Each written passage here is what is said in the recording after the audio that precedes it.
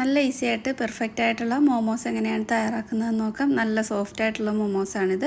അപ്പോൾ ഞാനിവിടെ 1.5 കപ്പ് മൈദ എടുത്തിട്ടുണ്ട്. അതിലേക്ക് ആവശ്യത്തിന് ഉപ്പ് ചേർക്കാം. ഇനി ഇതിലേക്ക് ഒരു 1-2 ടേബിൾ സ്പൂണ് ഓയിൽ ചേർത്ത് കൊടുക്കാം. സൺഫ്ലവർ ഓയിലാണ് ചേർത്തിട്ടുള്ളത്. എന്നിട്ട് നന്നായിട്ടൊന്ന് മിക്സ് ചെയ്ത് കൊടുത്തിട്ട് നല്ല ചൂടുള്ള വെള്ളം ചേർത്തിട്ട് ഒന്ന് കുഴച്ചെടുക്കാം. തിളച്ച വെള്ളമല്ല, നല്ല ചൂടുള്ള വെള്ളം ചേർത്തിട്ട് തന്നെ കുഴച്ചെടുക്കണം. അപ്പോൾ നല്ല സോഫ്റ്റ് ആയിട്ടുള്ള മോമോസ് നമുക്ക് കിട്ടും. നന്നായിട്ട് തന്നെ ഒന്ന് കുഴച്ചെടുത്തിട്ട് ഒരു അരമണിക്കൂറൊക്കെ ഒന്ന് മാറ്റി വയ്ക്കാം.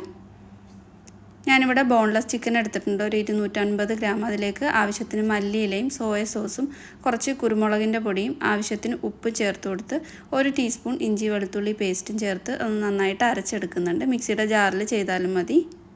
നന്നായിട്ടൊന്ന് അരഞ്ഞു വന്നു കഴിഞ്ഞപ്പോൾ അതിലേക്ക് കുറച്ച് ചെറുതായിട്ട് കട്ട് ചെയ്തിട്ടുള്ള സവാളയും ചേർത്ത് ഒന്ന് മിക്സ് ചെയ്തിട്ട് മാറ്റി വെച്ചിട്ടുണ്ട്. ഇതിലേക്ക് ചട്നി റെഡിയാക്കാനായിട്ട് തക്കാളിയും മുളകും നന്നായിട്ടൊന്ന് തിളപ്പിച്ച് തക്കാളിയുടെ തൊലിയൊക്കെ കളഞ്ഞിട്ട് ഒന്ന് നന്നായിട്ട് അരച്ചെടുക്കാം.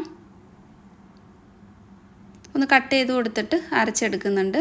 നിങ്ങളുടെ എരിവനുസരിച്ചിട്ട് മുളക് ചേർത്ത് കൊടുത്താൽ മതി. ഇനി ഒരു പാൻ ചൂടാക്കിയിട്ട് ഓയിൽ ചൂടാക്കി അതിലേക്ക് കുറച്ച് വെളുത്തുള്ളി ചെറുതായിട്ട് കട്ട് ചെയ്തത് ഇട്ട് കൊടുത്ത് ഒന്ന് സോട്ട് ചെയ്തിട്ട് നമ്മൾ അരച്ച് വെച്ചിട്ടുള്ളതും ആവശ്യത്തിന് ഉപ്പും കുറച്ച് മാത്രം പഞ്ചസാരയും ചേർത്ത് കൊടുത്ത് ഒരു 1/4 ടീസ്പൂൺ വിനാഗിരിയും ആവശ്യത്തിന് കെച്ചപ്പും ചേർത്ത് നന്നായിട്ട് ഒന്ന് തിളപ്പിച്ചെടുത്ത് കഴിഞ്ഞാൽ സോസ് റെഡി ആയിട്ടുണ്ട്. നമ്മൾ നേരത്തെ കുഴച്ച് വെച്ചിട്ടുള്ള മാവ് നന്നായിട്ട് സോഫ്റ്റ് ആയിട്ടുണ്ട്. അത് പരത്തിയിട്ട് ഇതുപോലെ റൗണ്ട് ഷേപ്പിൽ കട്ട് ചെയ്തെടുക്കാം. ഇനി ഓരോന്നിലും നേരത്തെ അരച്ച് വെച്ചിട്ടുള്ള ചിക്കൻ ഒന്ന് കുറച്ച് മാത്രം വെച്ച് കൊടുത്തിട്ട് ഇതുപോലെ ഒന്ന് ഷേപ്പ് ചെയ്തെടുക്കാം.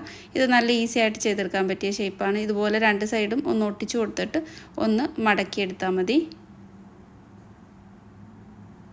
നിങ്ങൾക്ക് ഇഷ്ടമുള്ള ഷേപ്പിലാക്കിയെടുക്കാം. ഞാനിപ്പോൾ വേറൊരു ഷേപ്പ് കൂടി ചെയ്തെടുക്കുന്നുണ്ട്. ഇതുപോലെ ഒന്ന് ഞൊറിവിട്ട് കൊടുത്താൽ മതി. നന്നായിട്ട് കൈകൊണ്ട് പ്രസ് ചെയ്തിട്ട് ഒന്ന് ഞൊറിഞ്ഞു കൊടുക്കാം. ഇത് കുറച്ച് വലുപ്പത്തിലാണ് ചെയ്തിട്ടുള്ളത്. ബാക്കിയുള്ള മോമോസ് എല്ലാം റെഡിയാക്കി എടുത്തിട്ടുണ്ട്. ഇനി ഇത് സ്റ്റീം ചെയ്തെടുക്കാം. അരമണിക്കൂർ ഇത് സ്റ്റീം ചെയ്തെടുക്കുന്നുണ്ട്. ഇപ്പോൾ അരമണിക്കൂർ കഴിഞ്ഞിട്ടുണ്ട്. മോമോസൊക്കെ നന്നായിട്ട് തന്നെ കുക്കായി വന്നിട്ടുണ്ട്. അപ്പോൾ നല്ല ഈസിയാണ് ഈ ഒരു മോമോസ് തയ്യാറാക്കി എടുക്കാനായിട്ട്. നല്ല പെർഫെക്റ്റ് ആയിട്ട് തന്നെ നമുക്ക് പുറത്തുനിന്ന് വാങ്ങിക്കുന്ന പോലെ തന്നെ ഉണ്ടാക്കിയെടുക്കാൻ പറ്റും. ട്രൈ ആക്കി നോക്കുക. താങ്ക്